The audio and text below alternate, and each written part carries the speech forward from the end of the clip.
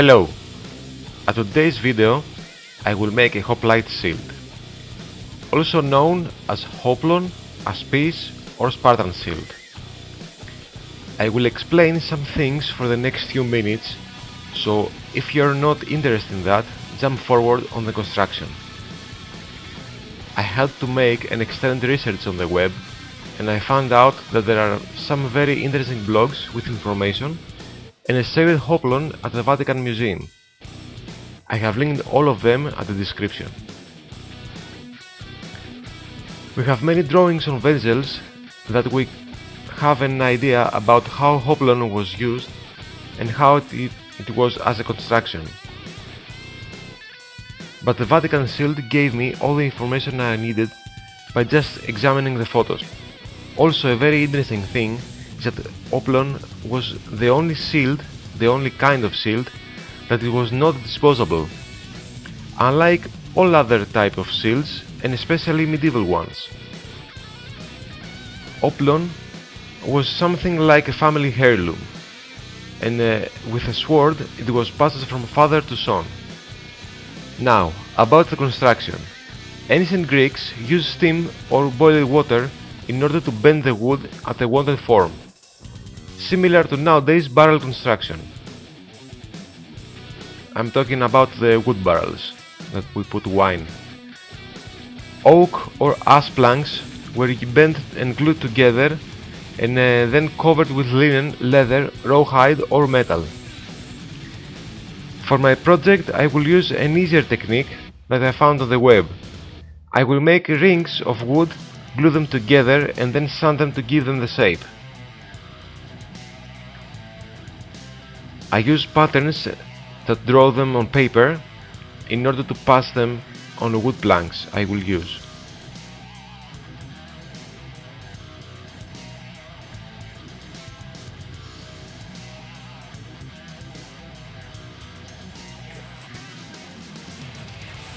The rings are ready for gluing.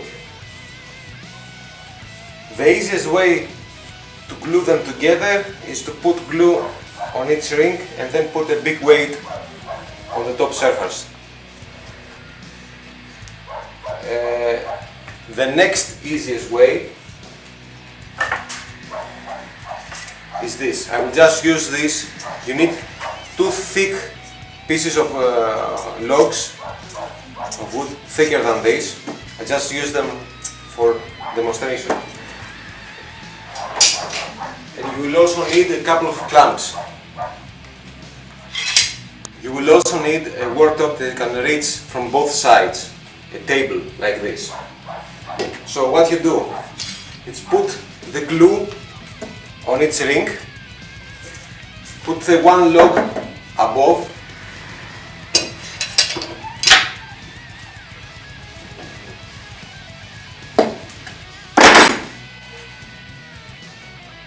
put the first log on the top and the other one underneath the table.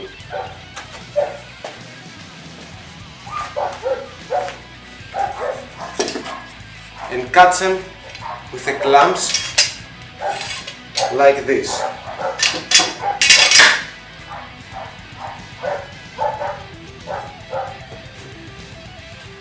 Now you press it with both clamps and the thing will press down altogether. You can use more clamps if you want. I have a heavy duty presser and I'm gonna use that for this shield. I'm gonna use a thin piece of plywood for base. I'm gonna put some sheets of newspaper underneath the first layer, so if any glue drips it will stuck on the newspaper sheet.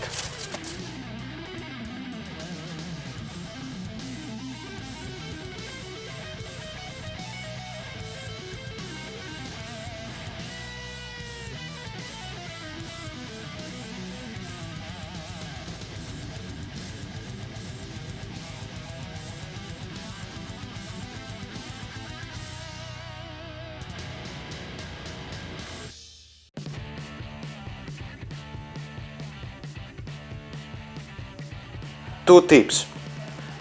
First, when you glue pieces of wood like that, it's good that you put the grain of the wood from each layer to crossing each other like this one.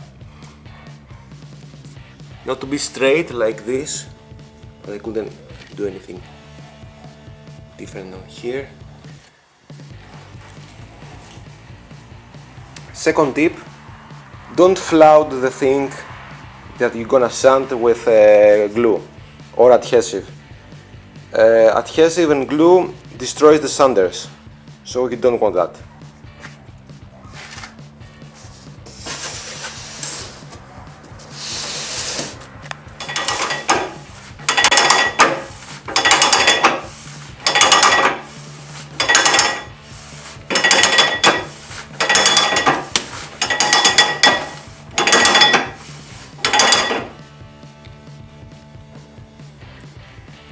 I had this pressed for more than 2 weeks because I didn't have free time to work on it.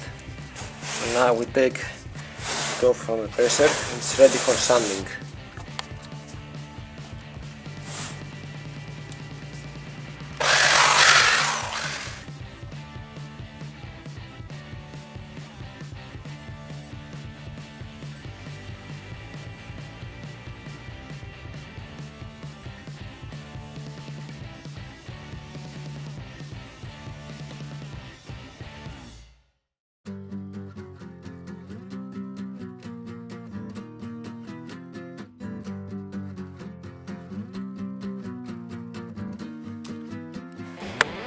It's time to glue the rim to the main part.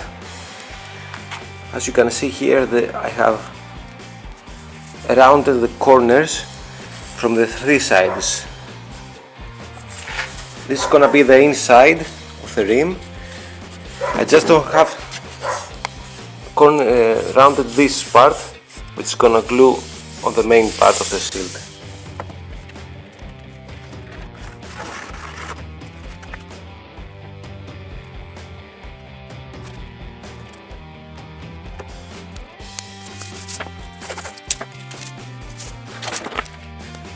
You mix one part of the dust with one part of wood adhesive. What you get is this.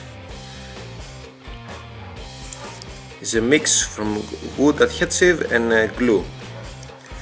And you can fill the gaps with it. It won't break. It's sandable. You can sand it, you can paint it. It's very good. So you can see here it gets darkened. When you mix it, after a couple of days it gets darkened, but it doesn't matter. For the big gaps, you have to put more layers on it, because the first one will shrink a little bit inside on the gap, like this one. I don't know if you can see it, shrinking inside a little bit. You just need a second layer. Then you can sand it, you can paint it, almost. And the most important thing is it won't crack and it won't break.